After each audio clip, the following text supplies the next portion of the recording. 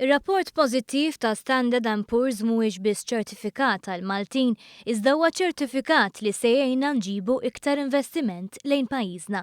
Saħaq dan il-Ministru għall-Finanzi Edward Cicluna meta tar-reazzjoni tiegħu għar-rapport tal-Aġenzija Internazzjonali tal-Klassifikazzjoni tal-Kreditu Standard & Poor's li ħareġ ftit tal-ilu. Kont sal-Afrika għal-konferenza u l-envoj tal-Malta Enterprise laqani ma' numru ta' kumpaniji, kont ukoll iċ-Ċina, u tinduna illi dawn qed jaslu għandhom għaliex il-mod kif jitrattawna qegħdin jiġu interess kbir. Huma qed jiġu fuqna.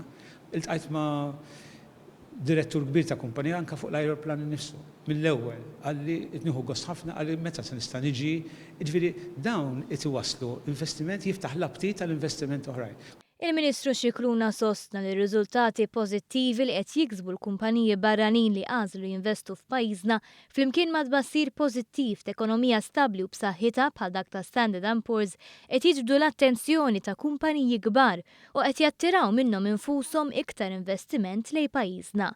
Cicluna stqar li dan se jwassal biex Malta tagħmel qabża l-aħjar u li l-ġid li qed jinħoloq se jitqassam lil poplu permezz ta' diversi miżuri fil-budgets ta' snin li ġejjin.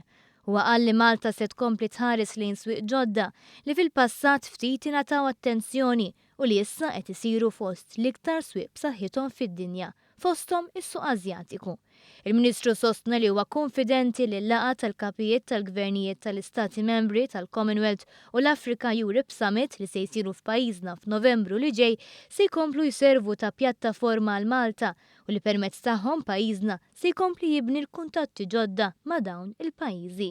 Fid-dawl li kull investiment iservi ta' vantaġġ ekonomiku għal pajjiżna, il-Ministru Cicluna ikkundanna l-attentati li jirredikolaw l-investiment barrani għax fi kliemu dawn jistgħu igerxu l-investituri u bekk ixekklu il-kompetittività ta' Malta.